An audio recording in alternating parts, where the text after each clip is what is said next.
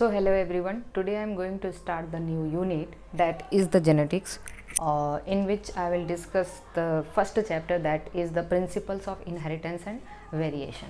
और ये भी बहुत ही इम्पॉर्टेंट चैप्टर है, आपको मज़ा भी आएगा सीख के। और सारी चीज़ें देखिए, एक्चुअली इसे मैं बहुत ब्रॉड भी पढ़ा सकती हूँ, लेकिन अभी आपका एग्ज़ाम काफ़ी पास में है। आप 1 से सवा घंटे या 1.5 घंटे के अंदर आप इस पूरे चैप्टर का रिवीजन कर सकते हैं मेरे साथ। लेक्चर्स को अच्छे से देखेंगे, ठीक है ना। सारे लेक्चर जो मैं वन शॉट वीडियो बनाई हूँ वो सब कुछ बहुत बेनिफिशियल होने जा रहा है आपके लिए। वैसे ही मैं इस चैप्टर का भी एक ही वीडियो बनाने जा रही हूँ। बहुत ध्यान से इन चीज़ों को देखिएगा, you will be surely benefited. Okay, तो चलिए देखिए यहाँ पे हम लोग सबसे पहला चैप्टर पढ़ने जा रहे हैं, that is the principles of inheritance and variation. Principles of inheritance and variations, ठीक है ना।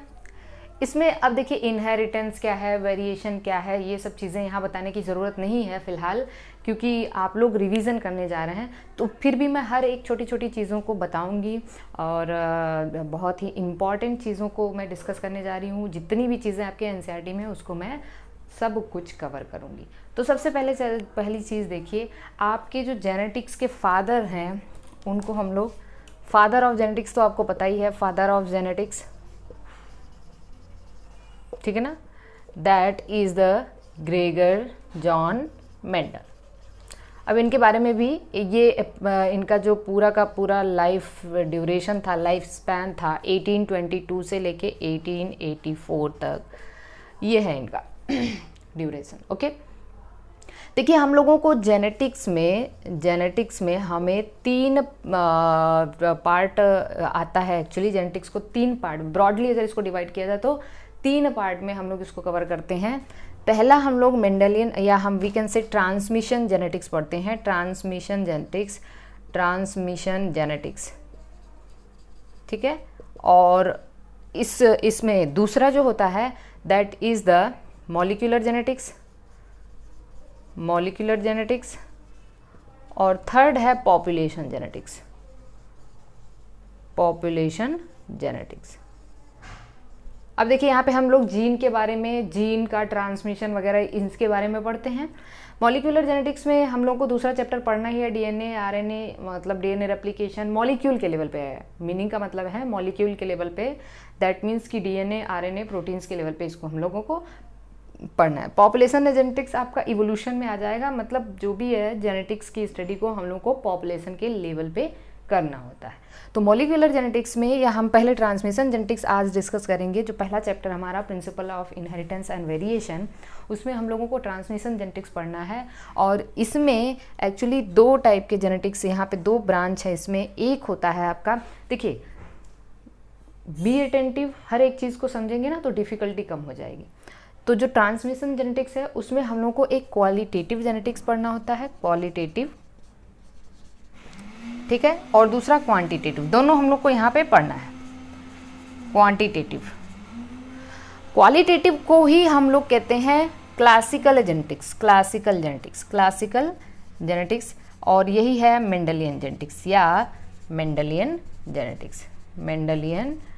Genetics, okay. और जो हमारा क्वांटिटेटिव है, इसमें हम लोगों को पॉलीजेनिक इनहेरिटेंस के बारे में पढ़ना है। पॉलीजेनिक इनहेरिटेंस, दैट मीन्स कि यहाँ पे हम लोग पढ़ेंगे आपका ये स्किन कलर वगैरह के बारे में पढ़ेंगे, ठीक है। पॉलीजेनिक इनहेरिटेंस के बारे में मैं आगे डिस्कस करूँगी तो आपको बताऊँगी। तो हम लोग स्टार्ट करने जा रहे हैं, that is the classical genetics या फिर मेंडेलियन जेनेटिक्स। तो हम लोग यहाँ से स्टार्ट करेंगे क्लासिकल जेनेटिक्स को। तो चलिए देखिए, मेंडेलियन जेनेटिक्स को हम लोग क्लासिकल क्वालिटेटिव जेनेटिक्स कहते हैं। क्यों कहते हैं, आगे हम लोग इसको डिस्कस करेंगे। तो firstly will discuss about the we can say Mendelian genetics. अब देखिए मेंडेलियन जेनेटिक्स पढ़ने से पहले हम लोगों को, इसको समझने से पहले हम लोगों को कुछ टर्मिनोलॉजी के बारे में पता होना चाहिए। पहली टर्मिनोलॉजी है दैट इज जीन। क्या है, व्हाट इज द जीन? तो आपको पता है जीन्स आर द, जीन है क्या, जीन डीएनए का ही सेगमेंट है। वो डीएनए का, सपोज करिए डीएनए है, डीएनए का कोई ऐसा फंक्शनल सेगमेंट जो किसी इंफॉर्मेशन को कोड करता है, जिसमें कोई इंफॉर्मेशन होती है उसको हम कहते हैं जीन। तो जीन का मतलब है फंक्शनल सेगमेंट ऑफ डीएनए या फिर hereditary unit of, we can say this is the gene is the hereditary unit. ये क्या है? Gene is the hereditary unit या we can say unit of heredity, okay. या फिर डीएनए का वो फंक्शनल सेगमेंट जिसमें कुछ इंपॉर्टेंट इंफॉर्मेशन होती है, ठीक है। तो जीन टर्म दिया था जॉनसन ने। किसने दिया था? जॉनसन ने दिया था, 1909 में दिया था। अब आप कहोगे कि मेंडल का कार्यकाल 1822 से लेके 1884 तक इनका पूरा लाइफ स्पैन था। तो मेंडलियन जेनेटिक्स में तो फिर जीन का कॉन्सेप्ट आया 1909 में। एक्चुअली जिसको आज हम लोग जीन कहते हैं, मेंडल उसको फैक्टर कहा करते थे। क्या कहते थे? फैक्टर्स कहते थे। बात समझ में आ रही है? उसको क्या कहते थे? फैक्टर। जिसको हम लोग आज कैरेक्टर कहते हैं, कैरेक्टर, सिम्टम, मतलब कोई जीन किसी कैरेक्टर को कोड कर रहा है, मेंडल उसको ट्रेट्स कहा करते थे, उसको कहते हैं ट्रेट्स। तो मेंडल के द्वारा जो दो वर्ड्स यूज होते हैं, फैक्टर और ट्रेट। फैक्टर जो है वो जीन के लिए यूज़ करते थे, उनको जीन टर्म के बारे में नहीं पता था। उन्होंने वो बताते थे कुछ ऐसे फैक्टर हैं जो कुछ ट्रेट्स को कोड करते हैं, मतलब कुछ ऐसे जीन है जो कैरेक्टर को कोड करते हैं, ठीक है। तो यहाँ तक चीज़ें समझ में आ गई। अब देखिए, पिछले 2 साल पहले एग्ज़ाम में म्यूटॉन से या रेकॉन से कुछ क्वेश्चन आए हुए थे। मैं वो बता दूँ कि देखिए 3 टर्म है। एक टर्म है आपका म्यूटॉन, ठीक है, दूसरा टर्म है रेकॉन और तीसरा टर्म है सिस्ट्रॉन। ये सब जीन के पार्ट हैं, ये सब जीन के पार्ट हैं, या वी कैन से ये सब जीन, ये सब तीनों एक जीन ही हैं। तो मैं इसके बारे में बता दूं कि ये सब होते क्या हैं। ये एक्चुअली क्या होता है, म्यूटॉन का मतलब क्या है, जैसे सपोज करो डीएनए है, डीएनए की वो यूनिट, जैसे म्यूटेशन होता है ना, म्यूटेशन का मतलब change in genetic material, change in genetic material. तो मान लीजिए कि किसी जेनेटिक मटेरियल का मतलब मान लीजिए किसी नाइट्रोजनस बेस में चेंज हुआ, तो वो प्लेस, डीएनए का वो प्लेस जहाँ पे म्यूटेशन होता है उसको हम लोग कहते हैं muton. So this is the unit of mutation. ये क्या है? यूनिट ऑफ म्यूटेशन है, यूनिट ऑफ म्यूटेशन। लेकिन ये पार्ट किसका है? डीएनए का ही पार्ट है, डीएनए का ही पार्ट है। तो हम कह सकते हैं कि डीएनए का वो पार्ट जहाँ पे म्यूटेशन होता है उसको हम कहते हैं म्यूटॉन। सेम इसी तरीके से रेकॉन, रेकॉन का मतलब आप जानते हैं, रिकॉम्बिनेशन जानते हैं। रिकॉम्बिनेशन मतलब क्रॉसिंग ओवर, क्रॉसिंग ओवर। तो क्रॉसिंग ओवर डीएनए का सेगमेंट ही एक क्रोमोजोम, मतलब क्रोमोजोम के अंदर डीएनए है। तो क्रॉसिंग ओवर किसके बीच में होता है? मदर और फादर के क्रोमैटिड्स के बीच में होता है, नॉन सिस्टर क्रोमैटिड के बीच में होता है क्रॉसिंग ओवर। तो डीएनए का वो पार्ट जो क्रॉसिंग ओवर में पार्टिसिपेट करता है या जो रिकॉम्बिनेशन में पार्टिसिपेट करता है उसको हम लोग कहते हैं रेकॉन। तो रेकॉन क्या है? Recon is the unit of recombination, unit of recombination. ये भी किसका पार्ट है? डीएनए का ही सेगमेंट है, यूनिट ऑफ रिकॉम्बिनेशन। अब इसको बुक में दिया रहता है unit of function. Unit of function का मतलब ये है, सिस्ट्रॉन, देखिए ये होता है, सिस्ट्रॉन डीएनए का ही वो पार्ट है जहाँ पे मेरी बात को अच्छे से समझना है। जैसे आप देखिए ये डीएनए हो गया, ठीक है, डीएनए से क्या बनता है? डीएनए बनता है। इसको हम लोग क्या कहते हैं? रेप्लिकेशन कहते हैं। क्या कहते हैं? रेप्लिकेशन। तो एक टर्मिनोलॉजी आपको पता होगा कि डीएनए की वो यूनिट जहाँ पे रेप्लिकेशन स्टार्ट होती है उसको हम लोग क्या कहते हैं? रेप्लिकॉन कहते हैं ना। डीएनए की वो यूनिट जहाँ पे रेप्लिकेशन होती है उसको हम लोग कहते हैं रेप्लिकॉन। मतलब डीएनए का कोई एक सेगमेंट ही तो रेप्लिकेट करेगा जगह जगह। जैसे यूकैरियोटिक डीएनए काफ़ी लंबा है तो उसमें रेप्लिकेशन कई जगहों पे शुरू होता है, तो कई जगहों पे यूनिट बन जाती है कि भाई तुम अपना रेप्लिकेशन कर लो, हम अपना रेप्लिकेशन कर लें, हम अपना रेप्लिकेशन कर लें। तो डीएनए की वो फंक्शनल यूनिट जहाँ पे रेप्लिकेशन होता है उसको हम रेप्लिकॉन कहते हैं। सेम वैसे ही डीएनए से क्या बनता है फिर? एमआरएनए जब बनता है तो डीएनए की वो फंक्शनल यूनिट जो आगे चल के ट्रांसक्रिप्शन में पार्टिसिपेट करता है उसको हम लोग कहते हैं सिस्ट्रॉन, ठीक है ना। तो सिस्ट्रॉन क्या है? डीएनए की वो यूनिट जहाँ पे ट्रांसक्रिप्शन होता है उसको हम लोग कहते हैं सिस्ट्रॉन, या cistron is the unit of function. कई बुक में ऐसे दिया रहता है। तो this is all about the muton, recon and cistron. 3 चीज़ आपको पता होना चाहिए। इसमें कभी कभी पूछ देता है कि सबसे बड़ा सेगमेंट कौन है, सबसे छोटा सेगमेंट कौन है। तो आप अल्फ़ाबेटिकली याद कर लीजिए, सी सबसे पहले आता है, फिर उसके बाद एम है, फिर आर है। तो आप इस तरीके से, सिस्ट्रॉन सबसे बड़ा है, म्यूटॉन बीच में है और आर सबसे छोटा है, ठीक है। ये चीज़ें हो गई। तो this is all about the gene, concept of gene, gene के बारे में हमें पता चल चुका है। अब इसके बाद हम लोग देखेंगे एक टर्म आता है अलील्स क्या होते हैं, अलील्स क्या होते हैं, ठीक है, एलील या एलिलोमार्फ कहते हैं इसको। तो एलील्स को ऐसा कहा जाता है this is the alternate form of gene, ठीक है ना, alternate form of gene located on the same locus of homologous chromosome. जितना मैं बोल रही हूँ आप उतना लिखेंगे, alternate form of gene located on the same locus of the homologous chromosome. This is the actually alternate form of gene, alternate form of gene, ठीक है, जीन के अल्टरनेट फॉर्म है और सेम लोकाई पे होते हैं, सेम लोकाई पे होते हैं ऑन होमोलॉगस क्रोमोसोम। अब इसको समझना थोड़ा सा डिफिकल्ट तो नहीं है, लेकिन जिसको आता है उसके लिए तो इजी है, जिसको नहीं आता है मैं उसको समझा देती हूँ। तो ऑन होमोलॉगस क्रोमोसोम, अब मैं पहले होमोलॉगस क्रोमोसोम के बारे में बता दूँ। देखिए होमोलॉगस क्रोमोसोम क्या होता है, मैं, आप या कोई भी डिप्लॉयड ऑर्गेनिज्म, कोई भी डिप्लॉयड ऑर्गेनिज्म की हर एक सेल में जितने भी क्रोमोसोम हैं, ठीक है ना, जैसे मान लीजिए मैं ह्यूमन बीइंग की बात कर रही हूँ, ह्यूमन बीइंग के हर एक सेल में एक्सेप्ट द गैमेट को छोड़ दिया जाए तो हर सेल में 46 क्रोमोसोम है। 46 क्रोमोसोम में 23 पेयर है ना, पेयर में हर क्रोमोसोम पेयर में है। जैसे मान लीजिए क्रोमोसोम नंबर फर्स्ट है, ये क्रोमोसोम नंबर फर्स्ट है, क्रोमोसोम नंबर फर्स्ट की 2 कॉपी, सेकेंड की 2 कॉपी, सो ऑन 22 क्रोमोसोम की भी 2 कॉपी है। और 23 अगर वो मेल ऑर्गेनिज्म है तो 23वां पेयर उसका या XXY होगा, और अगर वो फीमेल ऑर्गेनिज्म है तो 23वां पेयर उसका XX होगा। तो हर एक क्रोमोसोम की 2-2 कॉपी है, 2-2 कॉपी है। अब देखिए इन दोनों कॉपी को हम लोग क्या कहते हैं, होमोलॉगस क्रोमोसोम। ये क्रोमोसोम 1 की होमोलॉगस क्रोमोसोम है, जो हमारे पास एक फादर से है एक मदर से, हमारे पास एक सेट फादर से है एक सेट मदर से आया है। बात समझ में आ रही है, मतलब अगर हमारे पास 46 क्रोमोसोम है तो 23 हमारे फादर से आया है वाया द स्पर्म, और 23 हमारी मदर से आया है वाया द ओवम। तो हमारे पास 2 सेट ऑफ क्रोमोसोम है, 23 सेट कभी नहीं कहेंगे, कितना है, 2 सेट ऑफ क्रोमोसोम है, 1 set from father and 1 set from mother. तो हमारे पास हर एक क्रोमोसोम की 2-2 कॉपी है। क्रोमोसोम 1 की 2 कॉपी है, 2 की 2 कॉपी है, 10 की 2 कॉपी है, 11 की 2 कॉपी, इस तरीके से हर एक क्रोमोसोम की 2-2 कॉपी है, एक हमारे फादर से एक मदर से, इसी को हम कहते हैं होमोलॉगस क्रोमोसोम। अब हम लोग बात करते हैं एलील्स की। एलील्स का मतलब ये होता है कि अल्टरनेट फॉर्म ऑफ जीन। जैसे मान लीजिए मेरी आई कलर है, आई कलर का जो जीन है, सपोज करिए कि मेरी आई ब्लैक है, तो ब्लैक जीन को हमने बी से कोड कर दिया, ठीक है, बी से कोड कर दिया। कोई एक जीन जो है वो यहाँ पे हमने ब्लैक जीन को बी से कोड कर दिया है, और हम ये देखेंगे कि अब इसके 2 फॉर्म हो सकते हैं, किसी की आई ब्राउन हो सकती है, किसी की आई ब्लैक होती है, किसी की ब्लू होती है।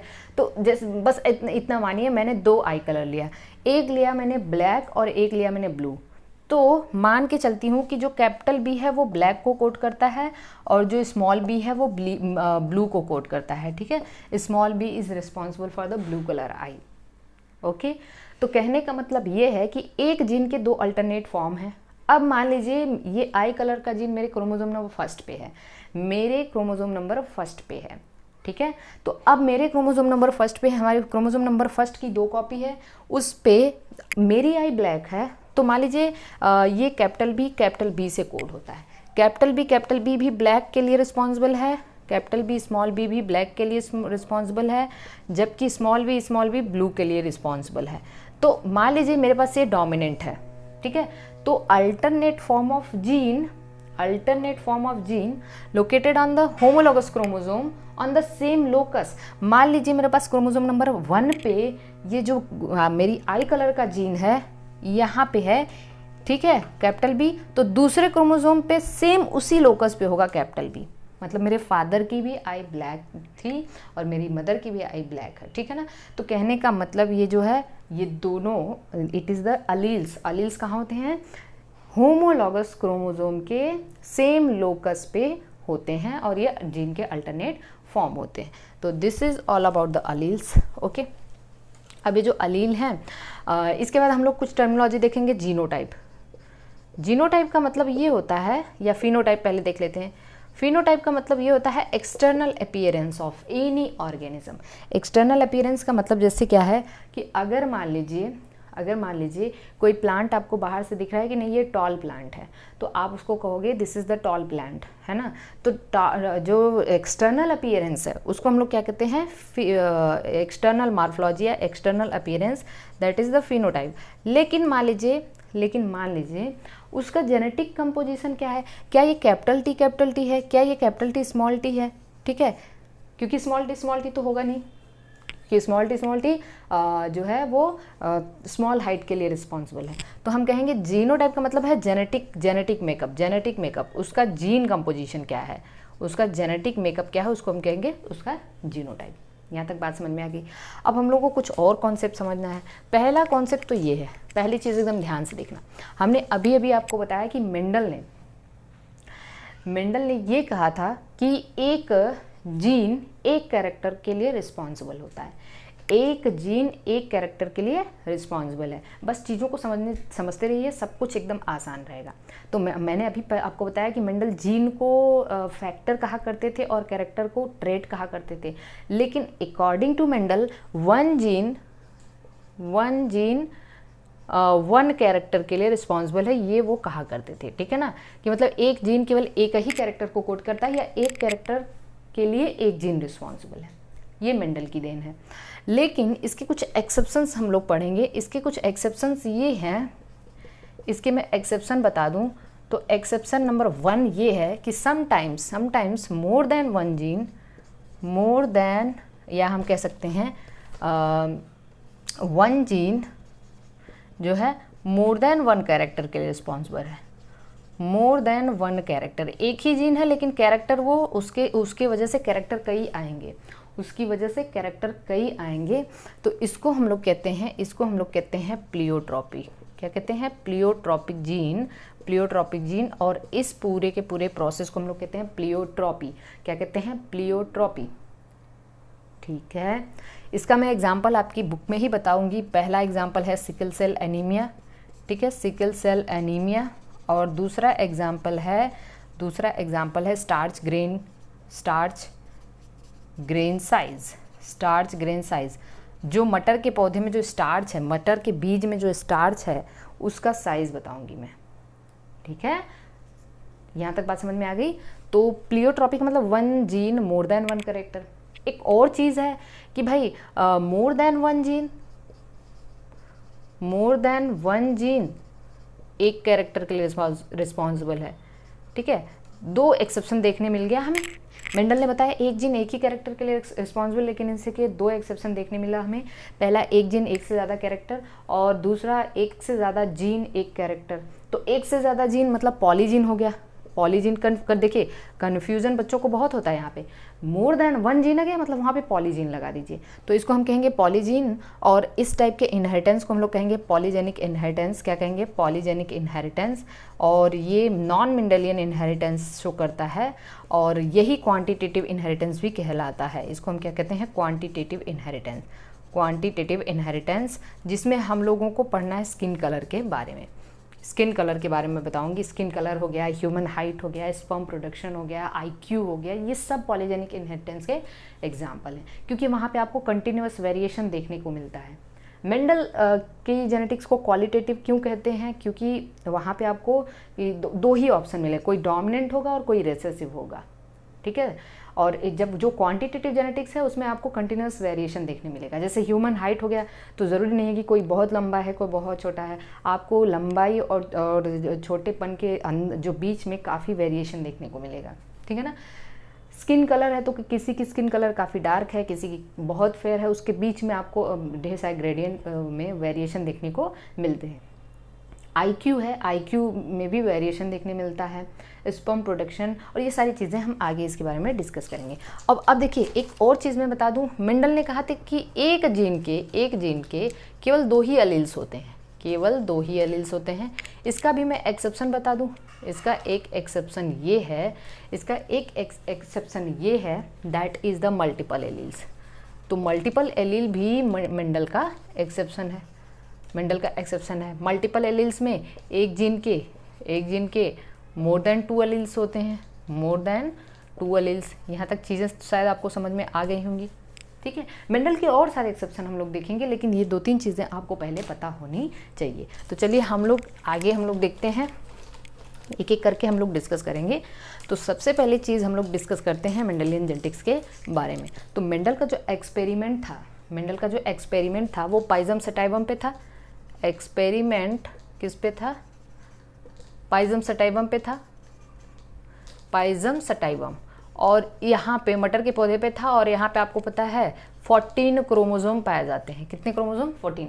इनके एक्सपेरिमेंट को कहते हैं हाइब्रिडाइजेशन एक्सपेरिमेंट। इनको क्या कहते हैं? हाइब्रिडाइजेशन एक्सपेरिमेंट कहा जाता है। और आपको शायद ये पता भी होगा कि मेंडल ने इनके जो मेंडल के जो गार्डन पी है उन्होंने क्यों चूज़ किया था, इसके भी ढेर सारे रीज़न है। पहला तो ये काफ़ी जो है ईजिली कल्टिवेटेड किया जा सकता है इसको। दूसरा कि इसमें जो हम कह सकते हैं कि इसकी लाइफ साइकिल छोटी है, और ये बाइसेक्सुअल प्लांट है ना, बाइसेक्सुअल फ्लावर्स होते हैं मेल फीमेल, और इजी हाइब्रिडाइजेशन भी करा सकते हैं आप इसमें, क्रॉस हाइब्रिडाइजेशन भी करा सकते हैं। ठीक है, एनुअल प्लांट है, 3-4 महीने इसकी लाइफ से। तो ये सारे रीज़न थे कि इन्होंने गार्डन पी को ही चुना।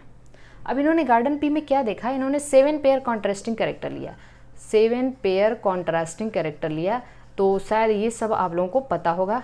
कॉन्ट्रास्टिंग कैरेक्टर कैसे आप लोग जो है, देखिए मैं मान के चल रही हूँ, हालांकि ये 1 शॉट लेक्चर है, बहुत तेज़ी से रिवीजन हो रहा है, लेकिन मैं मान के चल रही हूँ कि अभी आपको कुछ नहीं आ रहा है। तो इसलिए अगर आप इस लेक्चर, जिनको कुछ नहीं आ रहा है वो भी इस लेक्चर को देखेंगे तो शायद उनको 80% तो समझ में आ जाएगा। ठीक है, तो देखिए 7 पेयर कॉन्ट्रास्टिंग कैरेक्टर में, अब मान लीजिए एक मटर का पौधा ले लीजिए, तो पौधे की सबसे पहले आप हाइट ले लीजिए। कॉन्ट्रास्टिंग कैरेक्टर का मतलब होता है एक कैरेक्टर डोमिनेंट और एक कैरेक्टर रेसेसिव। कॉन्ट्रास्ट तो समझते ही है ना आप, एक दूसरे के अपोजिट। कॉन्ट्रास्टिंग कैरेक्टर का मतलब एक डोमिनेंट ले लिया, एक रेसेसिव ले लिया। तो सबसे पहले आप ऐसे याद रखेंगे, आप पहले प्लांट हाइट ले लीजिए। देखिए पहले आपने प्लांट ले लिया, तो प्लांट की हाइट ले लिया हमने, प्लांट की हाइट। फिर अब एक बात बताओ, आप दूसरा कैरेक्टर हम कैसे करेंगे? प्लांट पे क्या लगेगा? फ्लावर लगेंगे, है ना, फ्लावर लगेंगे। तो फ्लावर की पोजीशन ले लीजिए। तो फ्लावर पोजीशन ले लिया आपने, फ्लावर पोजीशन। इसके बाद तीसरा कैरेक्टर आप कैसे लेंगे? फ्लावर का कलर क्या होगा? ठीक है, फ्लावर कलर का क्या होगा?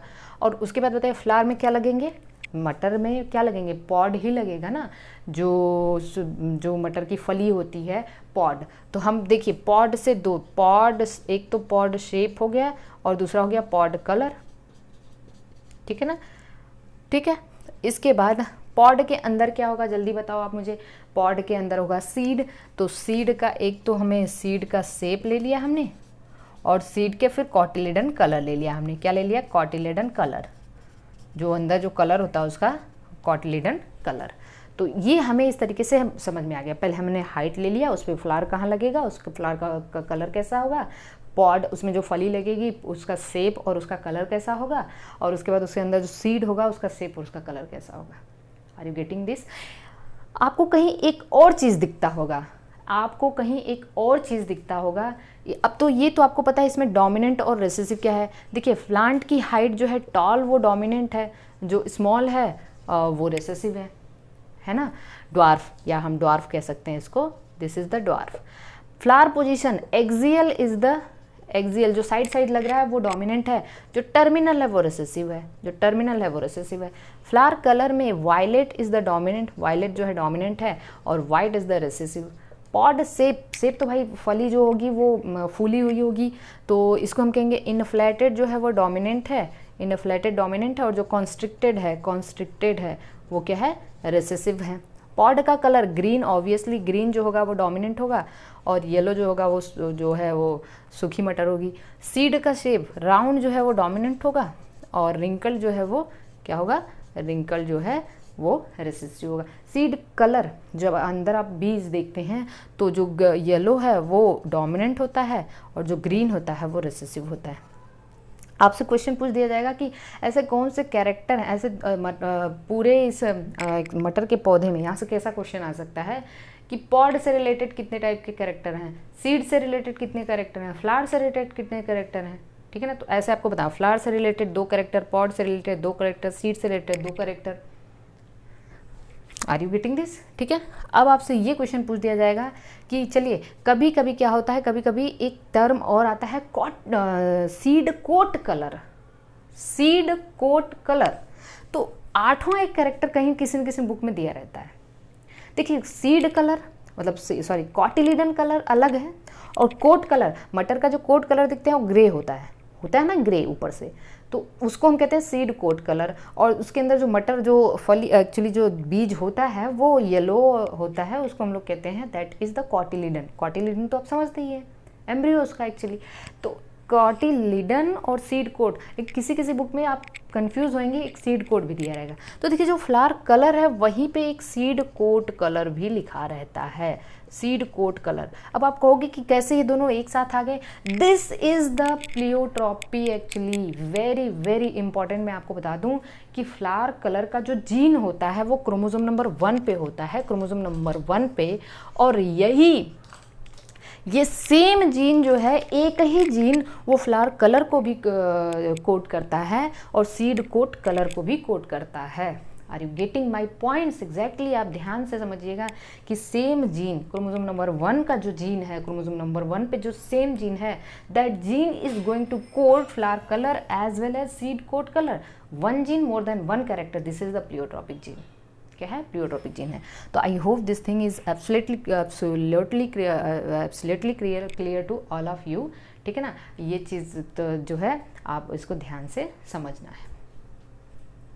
ठीक है, तो अब मैं यहाँ पे आपको बता दूँ ये चीज़ें आपको समझ में आ चुकी हैं। तो चलिए नेक्स्ट हम लोग देखते हैं। नेक्स्ट हम लोग क्या देखते हैं कि ये जितने ये जीन हैं, 7 कॉन्ट्रास्टिंग कैरेक्टर के लिए जीन किस पे होते, कितने होंगे?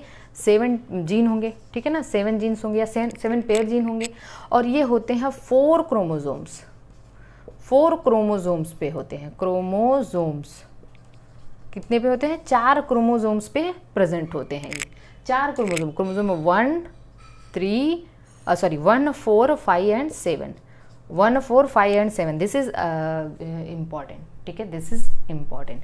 मतलब 7 जो जीन है, 7 पेयर जीन है, वो 4 क्रोमोजोम पे प्रेजेंट होते हैं, 1, 4, 5 एंड 7। आई होप ये आपको क्लियर हो चुका होगा। ओके, चलिए नेक्स्ट हम लोग देखते हैं। नेक्स्ट आगे हम लोग चलते हैं, कुछ और इम्पॉर्टेंट चीज़ों के बारे में डिस्कस करते हैं। अब हम लोग ये देखेंगे कि अगली चीज़ क्या है। अब इन्होंने कहा इनहेरिटेंस ऑफ 1 जीन। देखिए inheritance of 1 gene, inheritance of 1 gene, 1 gene के इनहेरिटेंस के बारे में हम लोग पढ़ेंगे। Inheritance of 1 gene.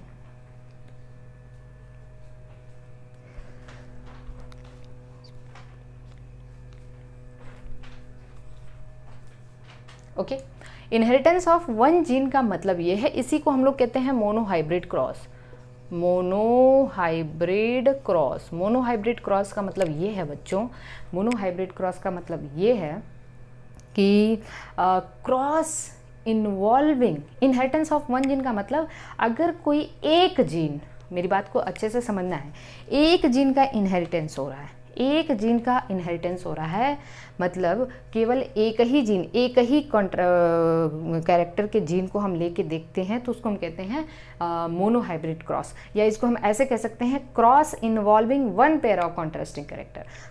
1 pair of contrasting character का मतलब हमने मटर का पौधा ले लिया और हमने क्या किया, उसमें एक ही कैरेक्टर चूज़ करा, एक ही कैरेक्टर चूज़ करा, जैसे हाइट चूज़ कर लिया। हाइट के अब 2 कॉन्ट्रास्टिंग कैरेक्टर होंगे, एक तो टॉल होगा, एक ड्वार्फ होगा। बात समझ में आ रही है? तो this is the cross involving only 1 character या 1 pair of contrasting character we can से।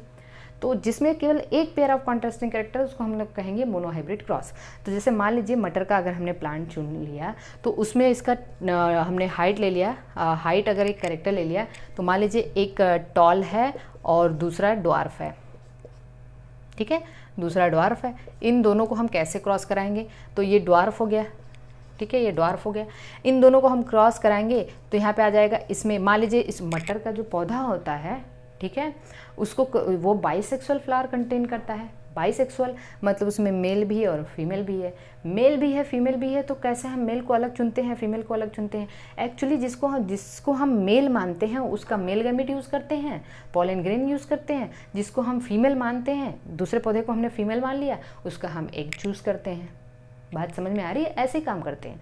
जिसको हमने मेल माना है उसका मेल गैमेट यूज़ करेंगे, और जिसको फीमेल माना है उस दूसरे प्लांट से फीमेल गैमेट यूज़ करेंगे। क्योंकि ये बाइसेक्सुअल है तो एक ही प्लांट पे दोनों होगा। लेकिन हमने क्या किया, किसी को मेल मान लिया, किसी को फीमेल मान लिया। जिसको मेल माना उससे मेल गैमेट यूज़ करेंगे, जिससे फीमेल माना उसको फीमेल गैमेट यूज़ करेंगे। तो मान लीजिए हमने जो टॉल प्लांट लिया है उसका जो जीनोटाइप है वो कैपिटल टी होगा, ठीक है। जो ड्वार्फ प्लांट है उसका जीनोटाइप क्या होगा, स्मॉल टी होगा।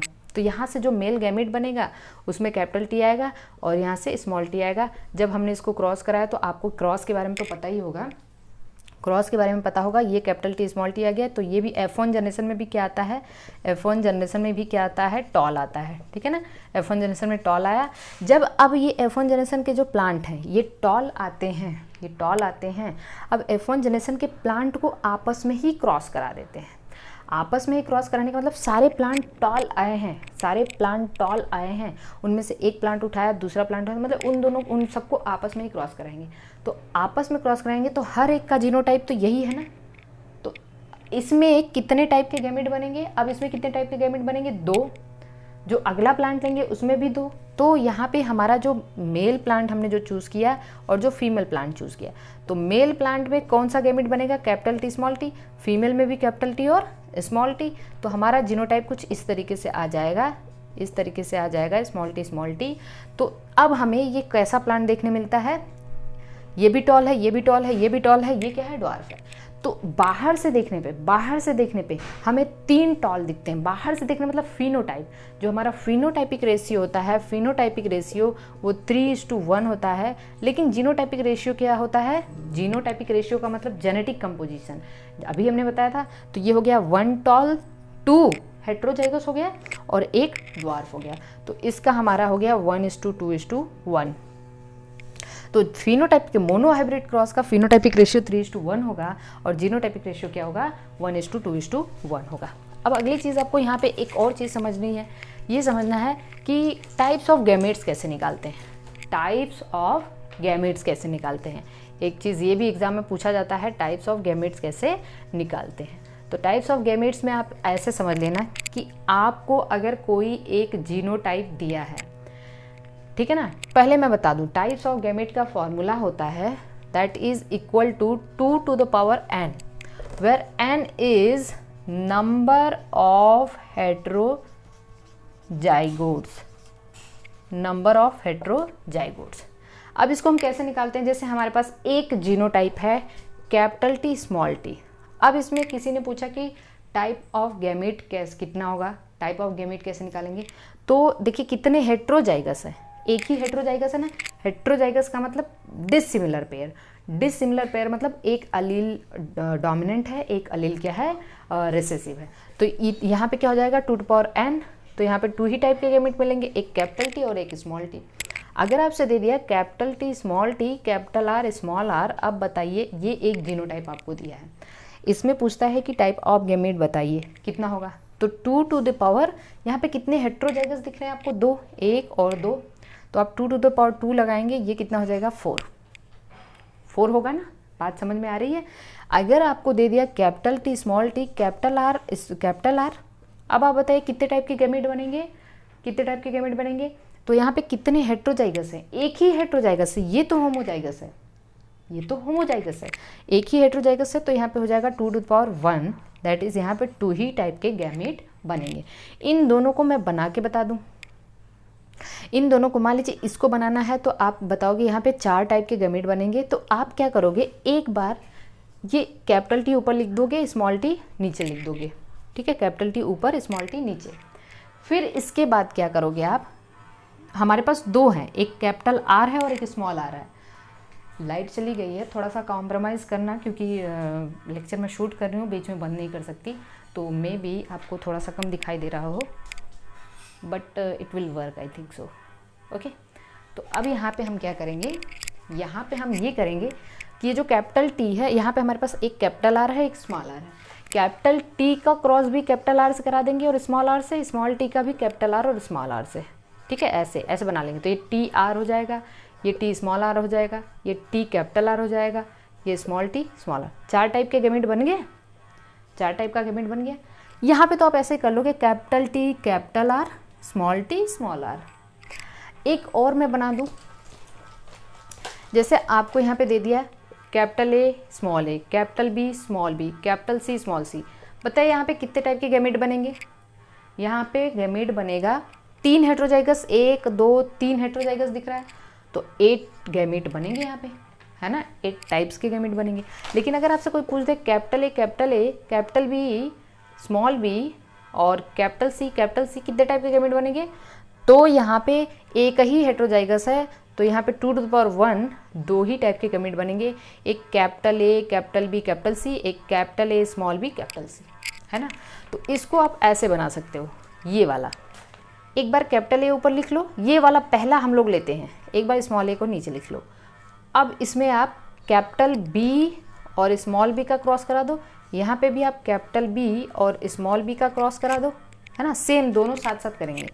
फिर यहाँ पे कैपिटल सी स्मॉल सी बचा, तो हम इस बी में भी कैपिटल सी और स्मॉल सी क्रॉस कराएंगे, इस बी में भी कैपिटल सी और स्मॉल सी क्रॉस कराएंगे, इस बी में भी कैपिटल सी और स्मॉल सी क्रॉस कराएंगे, और इसमें भी कैपिटल सी और स्मॉल सी क्रॉस कराएंगे। अब आप ऐसे बना लोगे ए बी सी, ठीक है, ए बी सी, इस तरीके से 8 टाइप के गैमेट बन जाएंगे। सो this is the type of gamete. Actually यहाँ पे टाइप ऑफ गैमेट ऐसे बनेगा। यहाँ तक बातें समझ में आ चुकी हैं? तो चलिए, हम लोगों ने यहाँ पे समझ लिया कि हाँ, ये मेंडल ने ऐसे ऐसे बताया था। तो अब मोनोहाइब्रिड क्रॉस समझ में आ गया है। चलिए, कुछ चीज़ें हैं जो आपके एनसीईआरटी में दी हुई हैं। नेक्स्ट है टेस्ट क्रॉस, किसे कहते हैं? Test cross and back cross, test cross and back cross दिया हुआ है। Test cross and back cross को कैसे समझेंगे बच्चों? देखिए ध्यान से, बुक में सीधे सीधे लिखा रहता है, बुक में सीधे सीधे लिखा रहता है कि जैसे ये आपका है कैपिटल टी, ये है स्मॉल टी। जब इसको क्रॉस कराओगे तो F1 जनरेशन में कैपिटल टी स्मॉल टी आया, है ना। अब ये डोमिनेंट है और ये रेसेसिव है और ये F1 जनरेशन है। बुक में डेफिनेशन दी रहती है कि किसी जो F1 जनरेशन का क्रॉस रेसेसिव पेरेंट से, F1 जनरेशन का क्रॉस रेसेसिव पेरेंट से कराने पे इसको हम टेस्ट क्रॉस कहते हैं। तो F1 जनरेशन इनटू रेसेसिव, इसको क्या कहते हैं? Test cross recessive. और तब अब इसका रेशियो आता है 1:1, इसको हम आगे डिस्कस करेंगे। इसका रेशियो, टेस्ट क्रॉस रेशियो 1:1 आता है। फिर ये होता है कि F1 जनरेशन का क्रॉस किसी भी पेरेंट से करा दीजिए, वो बैक क्रॉस होता है। F1 जनरेशन का क्रॉस किसी भी पेरेंट से कराएंगे, वो बैक क्रॉस होता है। तो आप ये समझिए कि all test cross are back cross, सारे टेस्ट क्रॉस तो बैक क्रॉस ही हैं, but all back cross are not test cross, सारे बैक क्रॉस टेस्ट क्रॉस नहीं है। तो ये आपको पता होना चाहिए, all test cross are back cross, जितने भी टेस्ट क्रॉस हैं वो क्या है? बैक क्रॉस है, लेकिन सारे के सारे बैक क्रॉस टेस्ट क्रॉस नहीं है। बात समझ में आ चुकी है? तो चलिए, अब हम लोग इसको समझेंगे, ठीक है। पहले हम देखते हैं टेस्ट क्रॉस क्या होता है। टेस्ट क्रॉस को समझने के लिए आप ये समझिए कि मेंडल ने क्या कराया था। मेंडल के पास 2 तरीके के प्लांट थे मटर का, एक टॉल था और एक ड्वार्फ प्लांट, ठीक है ना। ये टॉल है और ये ड्वार्फ है। बात समझ में आ रही है? ठीक है, एक टॉल है, एक ड्वार्फ है। अब इन्होंने क्या कराया? अब इन्होंने ये कराया कि जो टॉल प्लांट है वो बाहर से तो टॉल दिख रहा है, लेकिन इसका जेनेटिक मेकअप नहीं पता है हमें, इसका जीनोटाइप नहीं पता है। इसका जीनोटाइप कैपिटल टी भी हो सकता है, कैपिटल टी स्मॉल टी भी हो सकता है। ड्वार्फ का तो ऑब्वियसली कोई भी ड्वार्फ होगा उसका स्मॉल टी ही होएगा। बात समझ में आ रही है? तो टॉल का कैपिटल टी ये भी हो सकता है और ये भी हो सकता है। तो इनको पता नहीं है कि ये टॉल प्लांट है, लेकिन इसका जेनेटिक कंपोजिशन क्या है। तो इन्होंने क्या कराया, इस टॉल अननोन जीनोटाइप, ये क्या है? अननोन जीनोटाइप, ये इनको पता नहीं है। अननोन जीनोटाइप लिया और इसको क्रॉस करा दिया रेसेसिव से। किससे क्रॉस करा दिया? रेसेसिव से। रेसेसिव का तो हमें जीनोटाइप हमेशा पता ही होता है, रेसेसिव का जीनोटाइप तो हमें हमेशा पता होता है, वो स्मॉल टी ही होगा। लेकिन इसका जीनोटाइप इनको नहीं पता है, इसका जीनोटाइप इनको नहीं पता है। तो मान लीजिए इसका जीनोटाइप या तो कैपिटल टी होगा।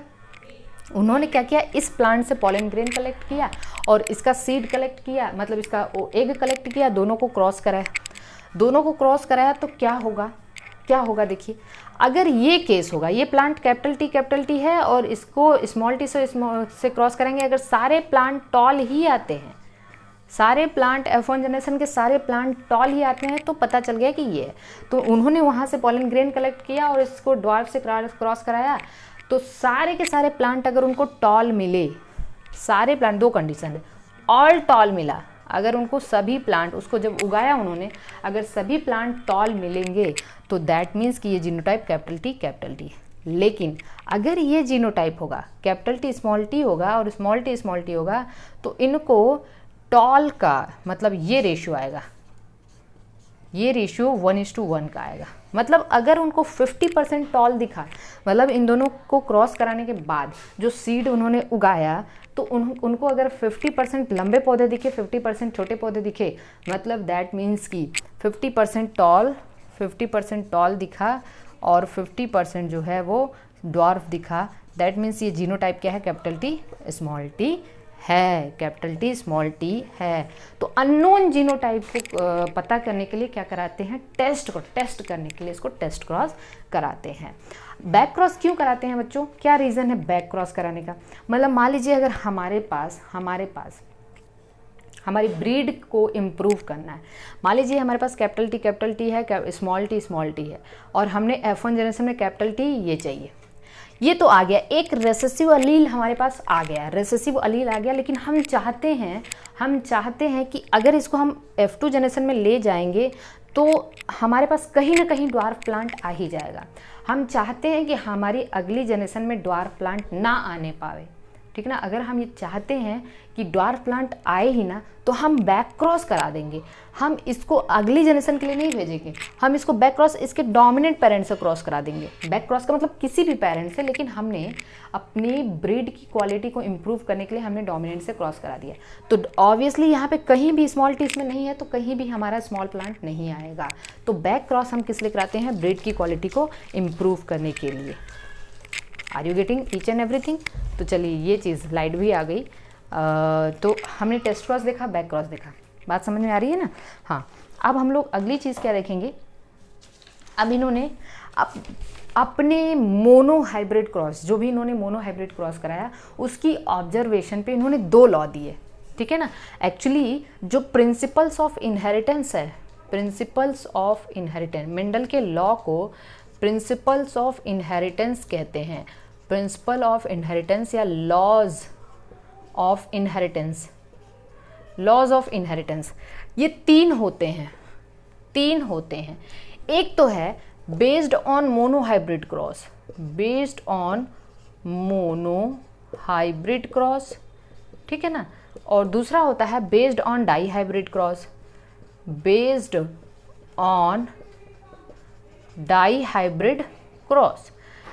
मोनो हाइब्रिड क्रॉस पे जो लॉ बेस्ड है वो 2 है।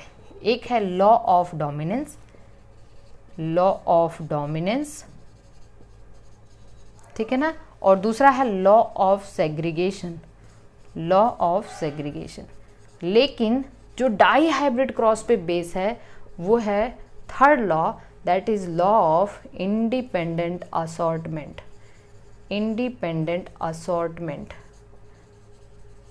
ठीक है। लॉ ऑफ सेग्रीगेशन को हम लोग law of purity of gametes भी कहते हैं, प्योरिटी ऑफ गैमेट्स क्यों कहते हैं हम लोग आगे देखेंगे। और इसको लॉ ऑफ फ्री रिकॉम्बिनेशन भी कहते हैं, यहाँ तक चीज़ समझ में आई। अब हम लोग लॉ ऑफ डोमिनेंस देखेंगे। हर एक मेंडल के हर एक लॉ के एक्सेप्शन है। आपको पता है कोई भी रूल यूनिवर्सल तो होता नहीं है, उसमें कुछ ना कुछ एक्सेप्शन तो है। इसी तरीके से मेंडल के लॉ के भी कुछ एक्सेप्शन है। लॉ ऑफ डोमिनेंस क्या कहता है, ये भाई देखो मेरी बात को ध्यान से समझना है, एक एक चीज़ को समझना। लॉ ऑफ डोमिनेंस ये कहता है कि जो F1 जनरेशन, अगर हम प्योर डोमिनेंट को प्योर रेसेसिव से क्रॉस कराते हैं, प्योर डोमिनेंट को प्योर रेसेसिव से क्रॉस कराते हैं। प्योर डोमिनेंट मतलब कैपिटल टी और प्योर रेसेसिव का मतलब स्मॉल टी। बात को समझना। तो जो F1 जनरेशन में जो भी पेरेंट आता है, F1 जनरेशन में जो भी कॉम्बिनेशन आता है वो डिसिमिलर पेयर में होते हैं, उनमें जो फैक्टर्स हैं वो डिसिमिलर होते हैं, लेकिन कैरेक्टर जो फिनोटाइपिक कैरेक्टर होता है वो प्योर डोमिनेंट ही होता है। प्योर डोमिनेंट F1 जनरेशन में हमेशा डोमिनेंट कैरेक्टर अपीयर होते हैं। तो लॉ ऑफ डोमिनेंस ये कहता है कि प्योर डोमिनेंट को प्योर रेसेसिव से क्रॉस कराने पे F1 जनरेशन में हमेशा डोमिनेंट कैरेक्टर आता है। तो लॉ ऑफ डोमिनेंस में ये हो गया। इन्होंने लॉ ऑफ डोमिनेंस में मंडल ने ये भी कहा कि जो कैरेक्टर होते हैं उनको फैक्टर कोड करते हैं, अभी मैंने आपको बताया। दूसरी चीज़ ये है फैक्टर पेयर में होते हैं। दूसरा इन्होंने अपना जो है पॉइंट बताया कि फैक्टर हमेशा पेयर में होते हैं। तीसरी चीज़ इन्होंने ये बताया कि जो डिसिमिलर पेयर होते हैं, पेयर ऑफ फैक्टर होते हैं, वो डोमिनेंट कैरेक्टर को कोड करते हैं। डिसिमिलर मतलब कैपिटल टी स्मॉल टी, तो ये डोमिनेंट तो ही होगा ना, ठीक है। इन्होंने ये भी बताया कि जो डोमिनेंट कैरेक्टर हैं, ठीक है, F1 जो डिसिमिलर पेयर हैं, ठीक है, वो डोमिनेंट कैरेक्टर को कोड करते हैं और आगे चल के F2 जनरेशन में यहाँ से रेसेसिव कैरेक्टर अपीयर होते हैं। तो लॉ ऑफ डोमिनेंस ये हो गया, ठीक है ना। लॉ ऑफ डोमिनेंस को आप शायद समझ चुके होंगे। अब मैं लॉ ऑफ डोमिनेंस के कुछ एक्सेप्शन बताती हूँ। लॉ ऑफ डोमिनेंस के एक्सेप्शन हम लोग पढ़ेंगे, ओके। तो लॉ ऑफ डोमिनेंस के कुछ एक्सेप्शन क्या है? पहला तो है इनकम्प्लीट डोमिनेंस। इनकम्प्लीट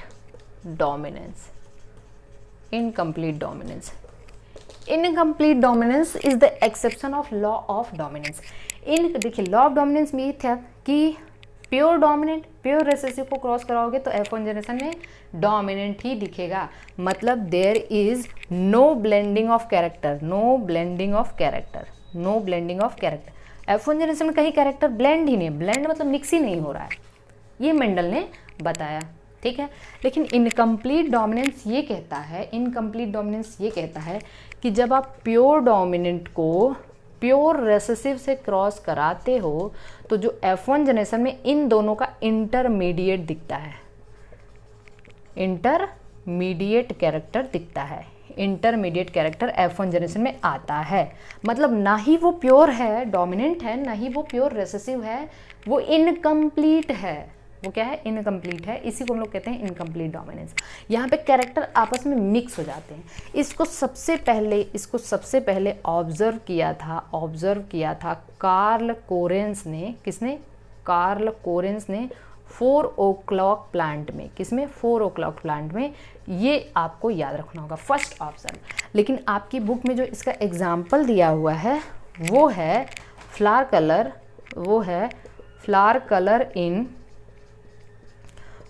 कलर इन स्नैपड्रैगन। ये पूछा जा चुका है एग्जाम में। स्नैपड्रैगन को हम लोग कहते हैं डॉग फ्लावर। क्या कहते हैं? Dog flower. एंटिरहिनम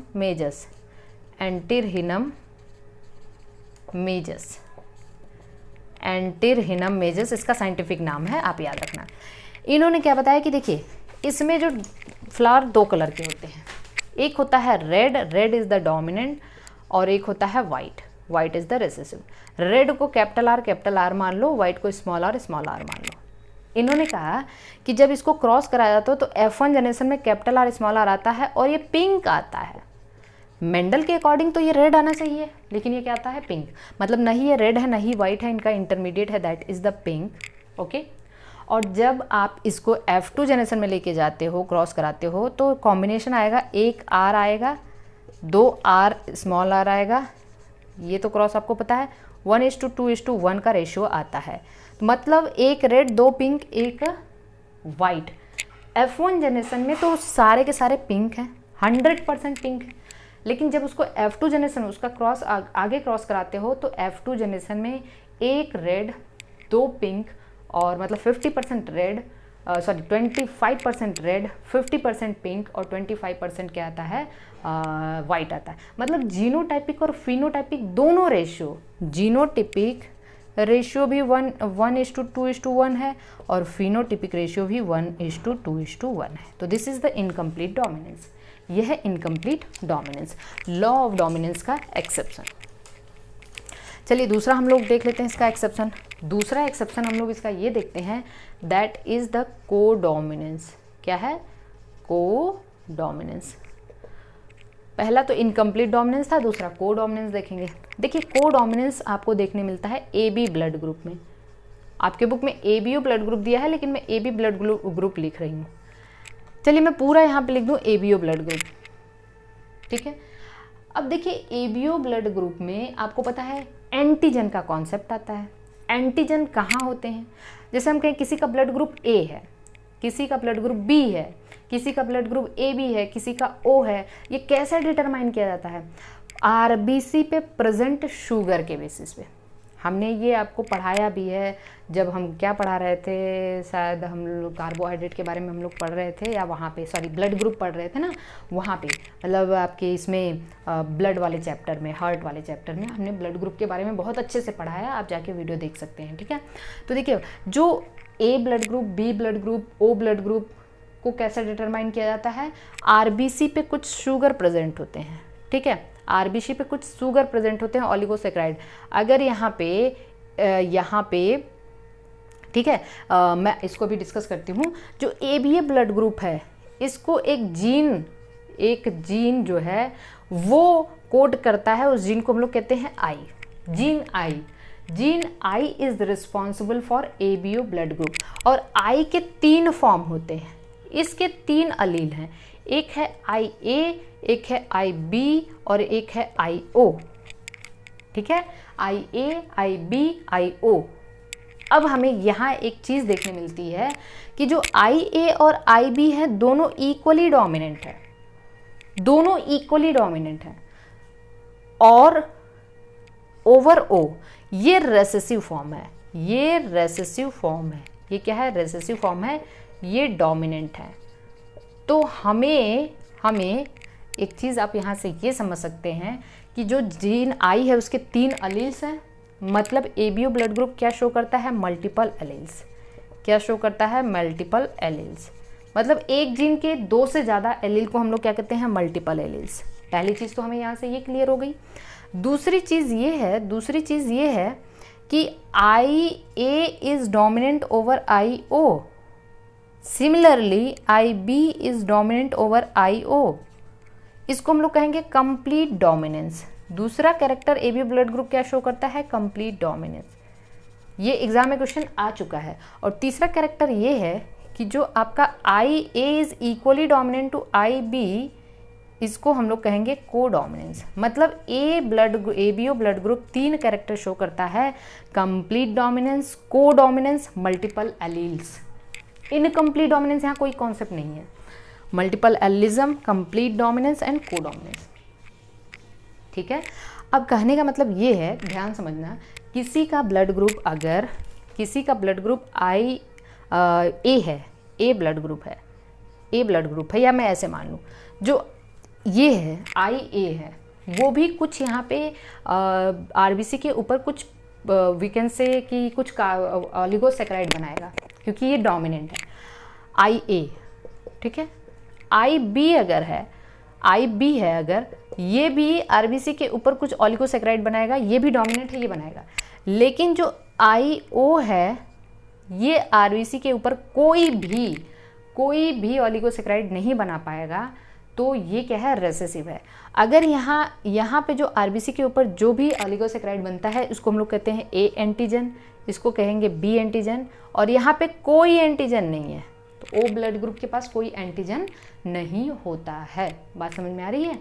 तो इस तरीके से जो हमारा ये है कोडोमिनेंस है, कोडोमिनेंस ये है कि जो हमारा A और जो आपका ये कह सकते हैं हम लोग कि जो IA है, IB है, ये दोनों क्या है? इक्वली डोमिनेंट है। ये कोडोमिनेंस शो करते हैं, ठीक है ना। कोडोमिनेंस का मतलब इक्वली डोमिनेंट। कहने का मतलब यहाँ पे एक चीज़ आप ऐसे समझेंगे कि जैसे अगर यहाँ पे किसी पर्सन का ब्लड ग्रुप AB है, किसी पर्सन का ब्लड ग्रुप क्या है? AB है।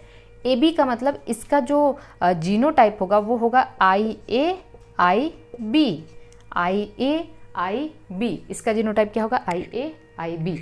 तो यहाँ पे हमें ये A एंटीजन भी देखने मिलता है और B एंटीजन देखने भी मिलता है, क्योंकि IA भी अपने आप को एक्सप्रेस करता है और IB भी अपने आप को एक्सप्रेस करता है। इसको हम लोग कहते हैं कोडोमिनेंस। जैसे मैं एक और एग्जांपल आपको बता दूं, रोन कलर इन कैटल। कैटल को आप देखेंगे कि कोई गाय होती है, ठीक है ना, कैटल की बात करूं, एक कोई ब्लैक है को जब हम वाइट से क्रॉस कराते हैं तो क्या होता है, जैसे मान लीजिए ब्लैक को हम कैपिटल B से ले लिए, वाइट को हम लोग स्मॉल b ले लिए। F1 जनरेशन में हमें कैपिटल B स्मॉल b दिखता है, इसको हम लोग कहते हैं रोन कलर। रोन कलर का मतलब ये होता है कि आप देखेंगे कोई गाय होती है, उसमें ब्लैक वाइट पैचेस दोनों होते हैं, ब्लैक भी है वाइट भी है, ब्लैक भी है वाइट भी है। हमने ब्लैक और वाइट को क्रॉस कराया तो हमें रोन कलर मिला, ब्लैक भी देखने मिला, वाइट भी देखने मिला, मतलब दोनों अपने आप को इक्वली एक्सप्रेस कर रहे हैं। इसको हम लोग कहते हैं कोडोमिनेंस। कोडोमिनेंस का सबसे अच्छा एग्जांपल है AB ब्लड ग्रुप, ठीक है ना। तो ये मैंने आपको बता दिया है, ये आप याद रखना। अब हमने कहा कि मल्टीपल अलील्स। मल्टीपल अलील्स क्या होता है, पहले ही मैंने आपको बता दिया। मल्टीपल अलील्स का मतलब ये होता है कि एक जीन के मोर देन 2 अलील्स हों, मोर देन 2 एलील्स हों। एक जीन के दो से ज़्यादा अगर एलील हैं तो उसको हम मल्टीपल एलील्स कहते हैं। जैसे इसका सबसे बेस्ट एग्जांपल आपको देखने मिला ABO ब्लड ग्रुप में। एक जीन है I, इसके आपको 3 एलील मिलते हैं, IA, IB और IO। 3 एलील देखने मिलेगी, मिला 3 एलील, ठीक है ना। अब देखिए, लेकिन आपको किसी एक पर्सन के अंदर जो मल्टीपल एलील्स है, मल्टीपल एलीलिज्म के लिए कम से कम 2 पर्सन की ज़रूरत होगी, एटलीस्ट 2 पर्सन की ज़रूरत, एटलीस्ट 2 पर्सन। मतलब कहने का मतलब ये आपके बुक में दिया है कि मल्टीपल एलीलिज्म पॉपुलेशन में शो होता है, पॉपुलेशन में शो होता है। पॉपुलेशन का मतलब ये है कि भाई देखिए, किसी एक पर्सन के अंदर ये तीनों एलील आपको देखने मिलेंगे। तीनों एलील आपको एक पर्सन से ज़्यादा, मतलब आप जब एक से ज़्यादा पर्सन लेंगे तभी आपको ये तीनों एलील देखने मिलेगा। एक पर्सन के अंदर आपको 2 ही एलील देखने मिलेगा। जैसे कहने का मतलब ये है कि अगर किसी का ब्लड ग्रुप A है तो वो IAIA होगा या तो फिर IAIO होगा। किसी पर्सन का ब्लड ग्रुप B है तो वो IAIB हो, सॉरी IBIB होगा या तो फिर IBIO, मतलब 2 ही एलील देखने मिलेगा। किसी का अगर AB है तो यहाँ पे IAIB देखने 2 ही एलील देखने मिलेगा। किसी का O है तो यहाँ पे O ब्लड ग्रुप में IOIO, यही देखने मिलता है ना आपको। लेकिन मान लीजिए मैं हूँ और आप हो, ठीक है ना, मेरा ब्लड ग्रुप A है और आपका ब्लड ग्रुप AB है, मेरा ब्लड ग्रुप A है, आपका ब्लड ग्रुप AB है। तो मान लीजिए मेरा ब्लड ग्रुप जो A है उसका जीनोटाइप ये है और आपका ब्लड ग्रुप का जीनोटाइप ये है। तो 2 पर्सन हम लोग हो गए। 2 पर्सन में हमें 3 एलील्स देखने मिला, A, O और B देखने मिला ना। तो मल्टीपल एलील्स किसी पॉपुलेशन में ही फिट हो सकता है, किसी पॉपुलेशन का ही केस है। तो अब देखिए, आपको 3 एलील्स देखने मिला है और 3 एलील के कितने पॉसिबल जीनोटाइप देखने मिलेंगे आपको, 6 पॉसिबल जीनो। A का 2 जीनोटाइप हो सकता है, B का 2 जीनोटाइप हो सकता है, AB का 1 होगा, O का 1 होगा। मतलब अगर आपको नंबर ऑफ एलील्स पता हो, नंबर ऑफ एलील्स पता हो आपको, तो आप नंबर ऑफ पॉसिबल जीनोटाइप निकाल सकते हैं। कैसे निकाल सकते हैं, n+1/2 से, where n is the number of allele. तो 3 एलील हैं तो 3 + 1/2, ये आपका हो गया 12/2, दैट इज द 6 हुआ ना यहाँ पे, 1 2 मतलब 2 2 4 5 6। अगर आपको नंबर ऑफ पॉसिबल फिनोटाइप निकालना, फिनोटाइप कैसे निकालेंगे, फिनोटाइप देखिए 1 2 3 4 ही हुआ ना, 1 2 3 4, जितने आपके 4 ब्लड ग्रुप है उसको हम फिनोटाइप कहेंगे। जीनोटाइप मतलब जेनेटिक मेकअप। फिनोटाइप निकाल सकते हैं आप n+1 से, n+1 से, मतलब नंबर ऑफ एलील्स +1। जीनोटाइप कैसे निकालेंगे, n+1/2। और तो ये सब चीज़ें शायद आपको समझ में आ चुकी होंगी। तो this is all about the multiple एलीलिज्म। आगे हम लोग आते हैं प्लियोट्रॉपी पे। प्लियोट्रॉपी का मतलब मैंने अभी आपको बताया कि प्लियोट्रॉपी का मतलब ये है कि जहाँ पे एक जीन मोर देन 1 कैरेक्टर को कोड करते हैं। मोर देन वन कैरेक्टर को कोड करते हैं, एक जीन एक से ज़्यादा कैरेक्टर को कोड करते हैं, तो इसको हम प्लियोट्रॉपी कहते हैं। इसका सबसे अच्छा एग्जाम्पल है starch grain size. Starch grain size, अब देखिए स्टार्च ग्रेन साइज, एक तो मैंने आपको शुरुआत में ही बता दिया था कि जो मटर का पौधा है उस पे जो क्रोमोसोम नंबर 1 पे जो जीन है, क्रोमोसोम नंबर 1 पे जो जीन है वो फ्लावर कलर के लिए भी रिस्पॉन्सिबल है, सीड कोट कलर के लिए भी रिस्पॉन्सिबल है।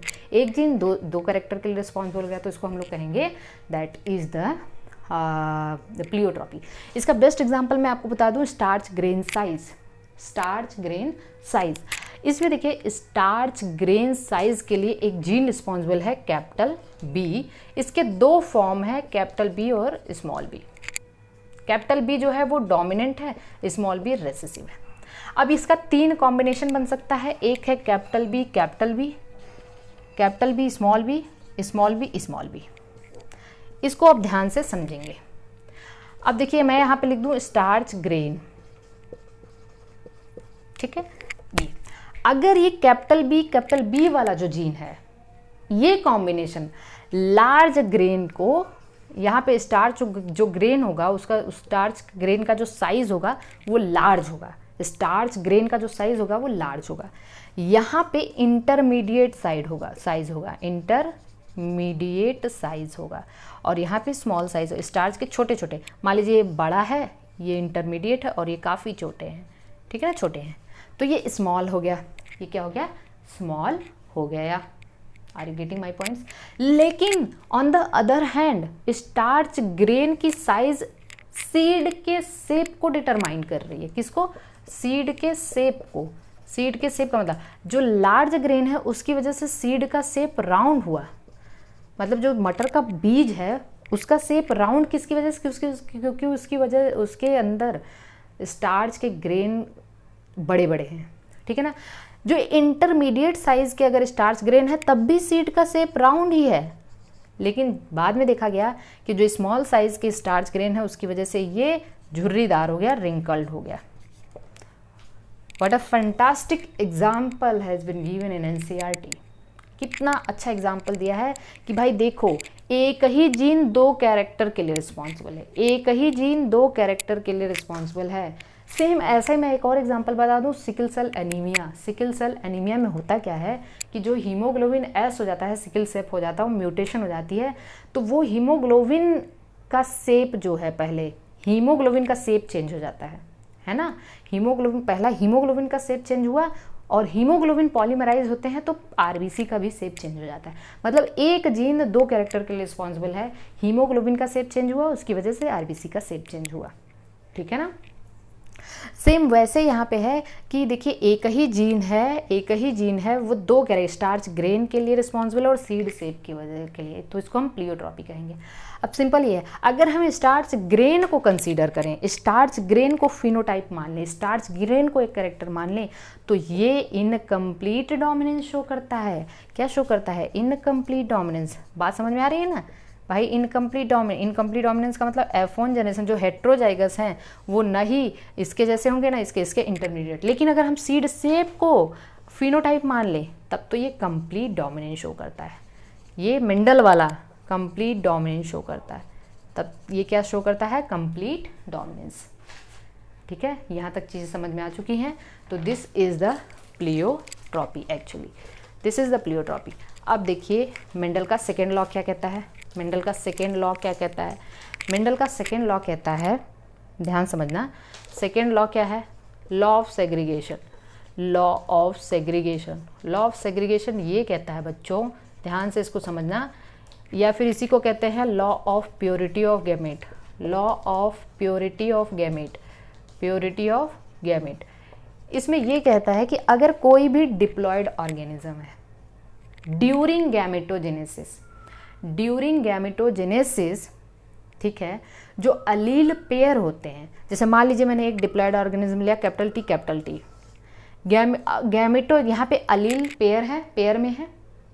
During gametogenesis pair of allele separate from each other, ठीक है ना, एक दूसरे से सेपरेट हो गए, एंड, ठीक है, and goes into gamete. Goes into gamete, that means gamete में केवल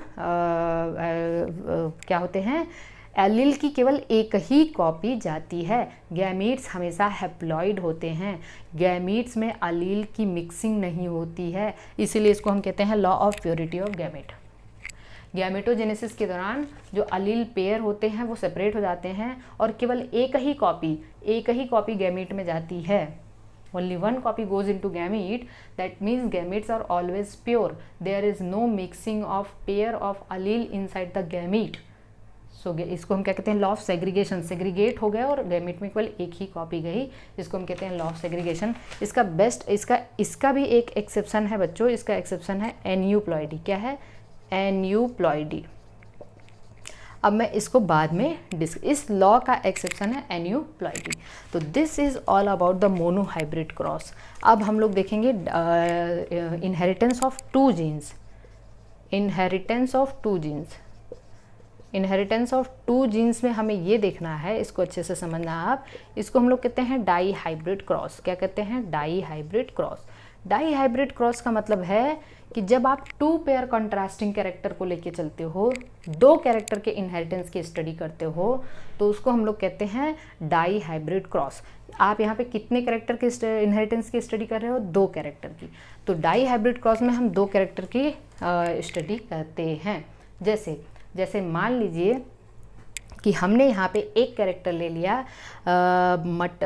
देखिए राउंड येलो, मैं एक चीज़ लिख रही हूँ, और रिंकल्ड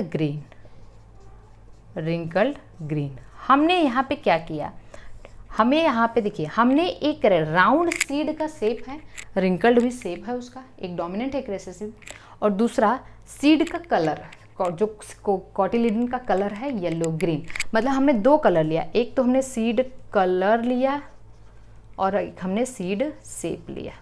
दो कैरेक्टर ले लिए ना, इसलिए इसको हम क्या कहेंगे? Dihybrid cross. Seed colour क्या है? राउंड डोमिनेंट है, सॉरी सीड शेप क्या है? राउंड डोमिनेंट है और रिंकल्ड रेसेसिव है। सेम इसी तरीके से येलो का मतलब क्या है? ये कलर आपका seed cotyledon colour yellow dominant है और ग्रीन रेसेसिव है। अब यहाँ पे हमने क्या किया है, इसको हमने कैपिटल आर कैपिटल वाई से डिनोट कर दिया, इसको स्मॉल आर स्मॉल वाई से डिनोट कर दिया। जब हमने F1 जनरेशन में इसको क्रॉस कराया तो यहाँ से तो देखिए गैमीट आएगा कैपिटल आर वाई, यहाँ से आएगा स्मॉल आर वाई। तो यहाँ पे F1 जनरेशन में capital R capital Y small Y आया। ये भी क्या है? आपका राउंड येलो है। क्या है? Round yellow. क्योंकि अगर कैपिटल आर स्मॉल आर है ना, तो ये राउंड ही होगा। कैपिटल वाई स्मॉल वाई है तो ये येलो ही होगा, क्योंकि अगर एक भी डोमिनेंट कॉपी है तो डोमिनेंट कैरेक्टर ही आता है। ये तो आपको पता है। अब देखिए यहाँ पे हुआ क्या, अब इसकी जब आप सेल्फिंग करवाएंगे, F2 जनरेशन में क्या करवाते हैं? आप सेल्फिंग करवाते हैं, तो आपको रेशियो क्या मिलता है? 9:3:3:1। यही रेशियो मिलता है, 9:3:3:1। कैसे मिलेगा ये रेशियो आपको? एक बार मैं आपको इसका शॉर्टकट भी बता देती हूँ कि आप क्या करेंगे। एक तो काम आप करेंगे कि यहाँ पे कितने टाइप का गैमेट बनेगा। मेल गैमेट भी 4 टाइप का बनेगा, 2 हेटेरोजाइगस है। फीमेल गैमेट भी 4 टाइप का बनेगा, तो 4 आप इधर करके तो 16 कॉम्बिनेशन आपका आएगा। तो आप उसमें से देखो कि कितने राउंड हैं, कितने राउंड येलो हैं, कितने रिंकल्ड ग्रीन है, कितने राउंड ग्रीन है, ऐसे आप देखोगे। दूसरा तो मैं आपको एक सिंपल सा तरीका बता दे रही हूँ। आप क्या करिए, आप ऐसे लिख लीजिए 1 2 1 2 4 2 1 2 1, आप ऐसे लिख लीजिए, ठीक है। 1 2 1 2 4 2 1 2 1। अब आप एक बार यहाँ पे 3 बार कैपिटल आर लिख लीजिए, 3 बार हेट्रोजाइगस वाला आर लिख लीजिए, और 3 बार आप स्मॉल आर लिख लीजिए। इन सब में एक बार आप कैपिटल वाई, एक बार हेट्रोजाइगस, एक बार स्मॉल, एक बार कैपिटल वाई, एक बार हेट्रोजाइगस, एक बार स्मॉल, एक बार कैपिटल वाई, एक बार हेट्रोजाइगस, एक बार स्मॉल। अब आप बताइए क्या है? राउंड येलो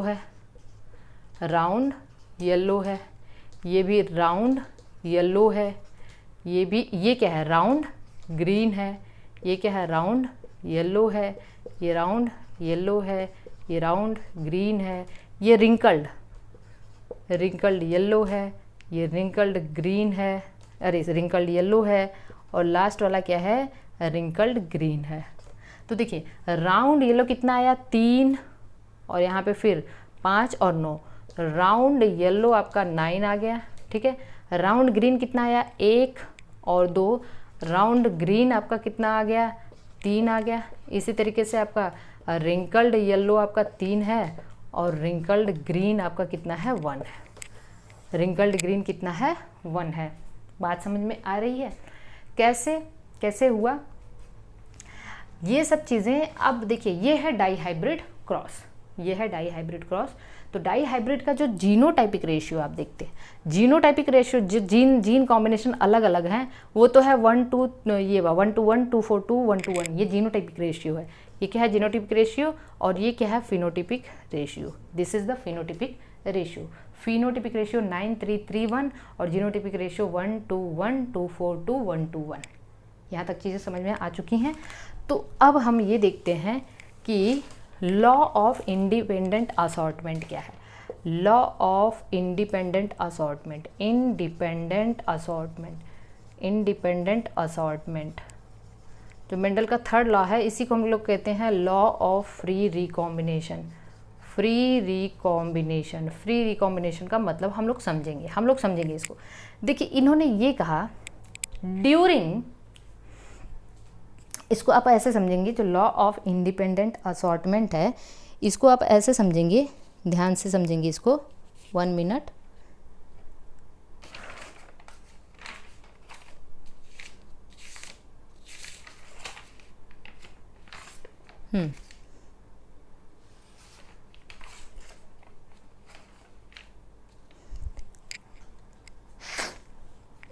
तो देखिए law of independent assortment, 1 minute.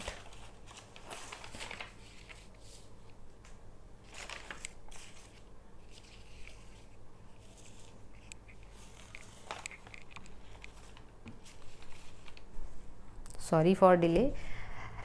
Law of independent assortment ये कहता है, मेरी बात ध्यान सुनिएगा, जो inheritance of one character is independent from inheritance of another character. Simple सी बात है, एक कैरेक्टर की जो इनहेरिटेंस है वो दूसरे पे डिपेंड नहीं करती है, मतलब हर एक कैरेक्टर अलग अलग जाता है।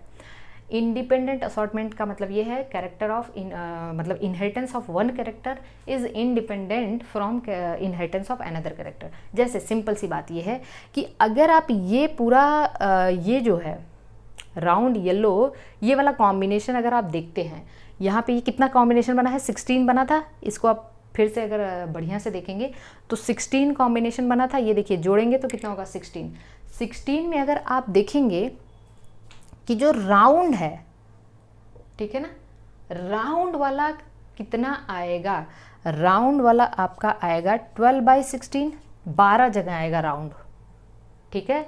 लेकिन जो रिंकल्ड है वो 4/16 आएगा। उस सेम इसी तरीके से जो येलो वाला कैरेक्टर है वो 12/16 आएगा और जो ग्रीन वाला कैरेक्टर है वो 4/16 आएगा। तो कहने का मतलब ये रेशियो हमारा कितना हो गया, ये रेशियो हमारा हो गया, ये हम कहेंगे कि राउंड और जो रिंकल्ड वाला है वो 3:1 रेशियो में सेपरेट हुआ है और येलो और ग्रीन वाला भी 3:1 रेशियो में सेपरेट हुआ है। तब इसको हम कंबाइंडली करेंगे तो ये वाला रेशियो हमें आ जाता है 9:3:3:1। मतलब देखिए अगर एक कैरेक्टर दूसरे कैरेक्टर के इनहेरिटेंस पे डिपेंड करता तो हमें नए कॉम्बिनेशन देखने नहीं मिलते। नए कॉम्बिनेशन का मतलब ये है कि देखिए क्या हुआ कि हमारे पास पेरेंटल कॉम्बिनेशन 2 ही है, एक है राउंड येलो, एक है रिंकल्ड ग्रीन, है ना, राउंड येलो रिंकल्ड ग्रीन। लेकिन हमें हमारे ऑफस्प्रिंग में 2 और कैरेक्टर देखने मिलते हैं। क्या यही कैरेक्टर हमें पेरेंटल में था ना, राउंड येलो रिंकल्ड ग्रीन, लेकिन 2 नए कैरेक्टर हमें क्या देखने मिले, राउंड ग्रीन रिंकल्ड येलो। कहने का मतलब राउंड इज फ्री, या तो वो येलो से भी जाके कॉम्बिनेशन कर सकता है या वो ग्रीन से भी कॉम्बिनेशन कर सकता है। सेम इसी तरीके से रिंकल्ड इज फ्री, वो येलो से भी कॉम्बिनेशन कर सकता है और ग्रीन से भी कर सकता है। This is the free recombination. मतलब एक कैरेक्टर का इनहेरिटेंस दूसरे पे डिपेंड नहीं करता है, वो फ्री होते हैं, वो किसी से भी जाके रिकॉम्बिनेशन कर सकते हैं। This is the law of independent assortment या फ्री रिकॉम्बिनेशन। इसका एक्सेप्शन है लिंकेज, इसका एक्सेप्शन क्या है? लिंकेज। इस कैरेक्टर का भी एक्सेप्शन है लिंकेज, इसको हम लोग आगे डिस्कस करेंगे। So this is the linkage is the exception of this we can say this rule. इस रूल का एक्सेप्शन क्या है? लिंकेज है। अब हम लोग आगे पढ़ेंगे next, that is the chromosomal theory of inheritance. Chromosomal theory of inheritance, chromosomal theory of inheritance. देखिए इसको आप ऐसे समझिएगा, क्रोमोसोमल थियरी ऑफ इनहेरिटेंस किसने दिया था? सटन एंड बावेरी ने दिया था। अब पहले मेरी बात को ध्यान से समझना, मेंडल ने अपने लॉ को कब पब्लिश किया था? मेंडल्स लॉ पब्लिश, जो भी मेंडल ने पब्लिश किया वो पब्लिशन कब हुआ था इनका? 1865 में। ये एग्जाम में क्वेश्चन आ चुका है। लेकिन इनका जो लॉ था वो काफ़ी सालों तक, वी कैन से टिल 1900 तक अनरिकॉग्नाइज था। 1900 तक ये क्या था? अनरिकॉग्नाइज था। जब इनके लॉ की रीडिस्कवरी हुई 1900 में, Hugo de Vries, Carl Correns और सेरमार्क इंडिपेंडेंटली, कहने का मतलब ये है, इसको आप ऐसे समझिएगा कि 1900 में 3 अलग अलग साइंटिस्ट ने अपना एक्सपेरिमेंट किया और उन लोगों ने सेम वही कंक्लूजन पाया जो मेंडल ऑलरेडी कह चुके थे। मेंडल का ही कंक्लूजन इनको मिला। तो रीडिस्कवरी, ये 1900 क्या है? That is the rediscovery of Mendelian, rediscovery of. अब क्या है, मेंडल का लॉ इतना सालों तक क्यों नहीं पब्लिश, मतलब पब्लिशन के बाद भी इनको जो है फेम क्यों नहीं मिल पाया? तो मेंडल एक पहले ऐसे साइंटिस्ट थे जो बहुत ही अनफॉर्चुनेट थे कि उनकी डेथ के बाद उनको फादर की जो है वो उनको वी कैन से कि उनको फादर कहा गया जेनेटिक्स का। ठीक है, तो पहली चीज़ तो ये है कि उस टाइम कम्युनिकेशन इतना इजी नहीं था। आज तो आपके इंटरनेट है, सारी चीज़ें हैं, कोई भी चीज़ आप लिख रहे हो पब्लिश हो जा रहा है, सारी चीज़ें। उस टाइम कम्युनिकेशन इजी नहीं था। दूसरी चीज़ ये थी कि उस टाइम डार्विन काफ़ी ज़्यादा डोमिनेंट थे, हर तरफ डार्विन वाज एवरीवेयर। डार्विन ने ये भी कह दिया था कि भाई हमारी ओरिजिन बंदरों से हुई है, तो इस पर काफ़ी डिबेट भी चलते थे। सारी जो छोटी मोटी मीडिया वगैरह उस टाइम जो भी रही हो, प्रेस का वो सारी चीज़ें वो डार्विन के ही इर्द गिर्द घूमती थी। तो Darwin was very dominant at that time. ये भी रीज़न था कि मेंडल के काम पे किसी ने ध्यान नहीं दिया। तीसरी चीज़ ये है कि मेंडल एक बायोलॉजिस्ट थे और उन्होंने अपने पूरे के पूरे जेनेटिक्स में मैथमेटिक्स का यूज़ किया था। तो जैसे अभी मैं यहाँ पे केमिस्ट्री पढ़ाना शुरू कर दूँ तो आपको लगेगा कि मैम बायोलॉजी पढ़ाती हैं, केमिस्ट्री कैसे जानती हैं, आप बिलीव ही नहीं करोगे और नहीं पढ़ोगे। तो सेम यही कंडीशन थी कि मेंडल बायोलॉजिस्ट थे, उन्होंने मैथमेटिक्स का कॉन्सेप्ट बताया जेनेटिक्स में, इसको सारे लोगों ने ध्यान नहीं दिया। दूसरी चीज़ ये है कि मेंडल ने बताया कि देयर इज़ नो, जैसे मेंडल ने बताया कि F1 मतलब प्योर डोमिनेंट और प्योर रिसेसिव को आप क्रॉस कराओगे तो F1 जनरेशन में डोमिनेंट कैरेक्टर ही आता है। इसको बायोलॉजिस्ट मानने के को तैयार ही नहीं हुए कि there is no blending. Actually blending का मतलब मेंडल ने कहा कैरेक्टर की मिक्सिंग नहीं होती। जो डोमिनेंट है डोमिनेंट ही रहेगा, जो रेसिसिव रहेगा, और अगर दोनों साथ में आए तो डोमिनेंट ही जो है वो एक्सप्रेस हो पाएगा। तो देयर इज़ नो ब्लेंडिंग। इसको बायोलॉजिस्ट मानने को तैयार ही नहीं कि अगर ब्लेंडिंग नहीं होती तो नए कैरेक्टर कैसे आते, और नए कैरेक्टर में तो नेचर में इतना वेरिएशन कैसे आता। बात समझ में आ रही है?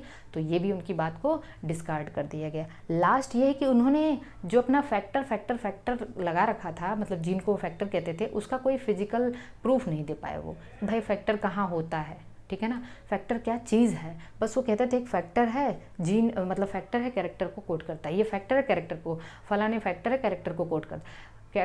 फैक्टर का फिजिकल प्रूफ वो नहीं दे पाए। तो इनके फेलियर के यही सब रीज़न थे कि सारी चीज़ें। जब 1900, अब देखिए ये सब तो पता है आपको, क्रोमोसोमल थियरी ऑफ इनहेरिटेंस 1902 में दिया था दो साइंटिस्ट ने, सटन एंड बावेरी। बहुत इंपॉर्टेंट है, एग्जाम में आएगा। इन्होंने क्या देखा कि उस टाइम 1902 तक धीरे धीरे माइक्रोस्कोप का एडवांसमेंट हो चुका था। जब माइक्रोस्कोप थोड़ा सा एडवांस हुआ तो उस टाइम सटन एंड बावेरी ने क्या देखा, अपने जो भी माइक्रोस्कोप उस टाइम था, उन्होंने मियोसिस जो है वो माइक्रोस्कोप से मियोसिस की प्रोसेस को देखना शुरू किया। तो मियोसिस की प्रोसेस देखते टाइम उन्होंने उसमें क्रोमोसोम का मूवमेंट देखा, क्रोमोसोम का मूवमेंट, तो क्रोमोसोम का बिहेवियर देखा।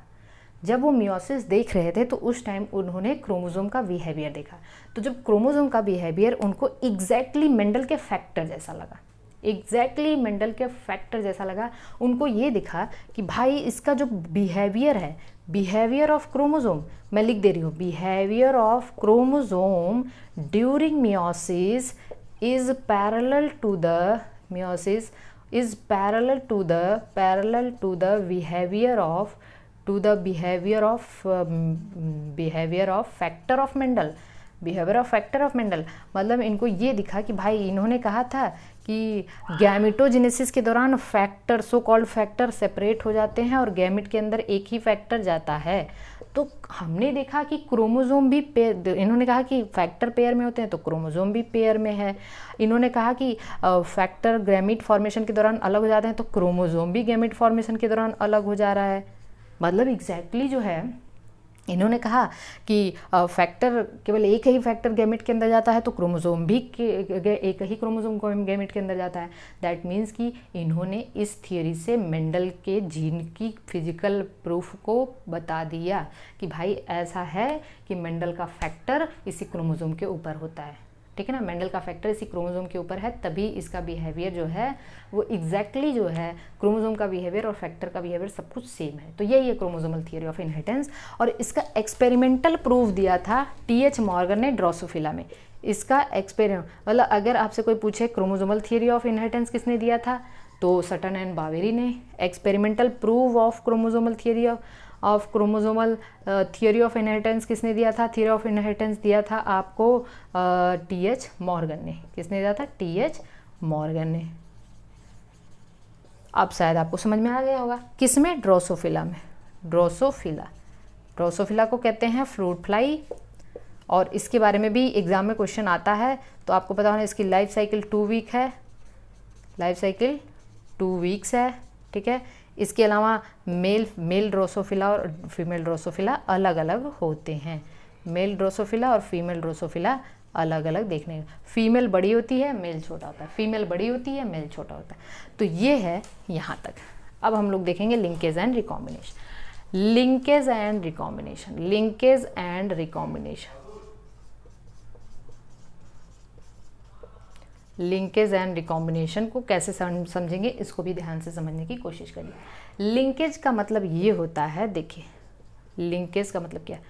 Genes present on same chromosome, genes present on same chromosome, एक ही क्रोमोसोम पे जीन जो प्रेजेंट होते हैं उसको हम लिंक जीन कहते हैं, लिंक जीन। और उनके इनहेरिटेंस को तो वो एक ही साथ जाएंगे, ठीक है, एक ही साथ इनहेरिटेंस होगा, जिसको हम लोग लिंकेज कहते हैं। क्या कहते हैं? लिंकेज कहते हैं। ध्यान से समझना, सेम क्रोमोसोम पे जो जीन है उनको लिंक जीन कहते हैं और इनके इनहेरिटेंस को लिंकेज कहते हैं, ठीक है ना। तो ये लॉ ऑफ इंडिपेंडेंट असॉर्टमेंट सो ही नहीं कर पाएंगे, दोनों जीन तो साथ जाएंगे, एक जहाँ जाएगा दूसरे को लेके जाएगा। बात समझ में आ रही है? मेंडल वाज लकी कि उन्होंने जितने भी कैरेक्टर लिए उसमें कोई लिंक जीन नहीं था, नहीं तो उनका लॉ ऑफ इंडिपेंडेंट असॉर्टमेंट वो नहीं दे पाते। उन्होंने कहा कि लॉ ऑफ इंडिपेंडेंट मतलब एक जीन का इनहेरिटेंस दूसरे पर डिपेंड नहीं करता है, लेकिन एक जीन का इनहेरिटेंस दूसरे पर डिपेंड करता है जब जीन लिंक हो। तो जब जीन लिंक हो, अगर जीन लिंक है तो वो दोनों का इनहेरिटेंस साथ में होगा। और मेंडल ने कहा एक जीन का इनहेरिटेंस दूसरे पर डिपेंड नहीं करता है, फ्री ऑफ रिकॉम्बिनेशन दिया था उन्होंने। लेकिन linkage was the exception of the law of independent assortment. यहाँ तक चीज़ें आपको समझ में आनी चाहिए। मैं आज क्लास को यहीं पे ख़त्म करती हूँ क्योंकि ये लेक्चर काफ़ी जो है लेंदी हो जाएगा, समझना भी थोड़ा सा मुश्किल हो जाएगा। तो आज के लेक्चर में मैं इसको यहीं ख़त्म करती हूँ। अगले लेक्चर में मैं यहीं से स्टार्ट करूँगी क्योंकि मैं बहुत ज़्यादा जो है एग्जॉस्टेड महसूस कर रही हूँ। अगला लेक्चर मैं यहीं से शुरू करूँगी और थोड़ा छोटा लेक्चर होगा, उसको मैं कंप्लीट कर दूँगी, आप लोग देख लीजिएगा।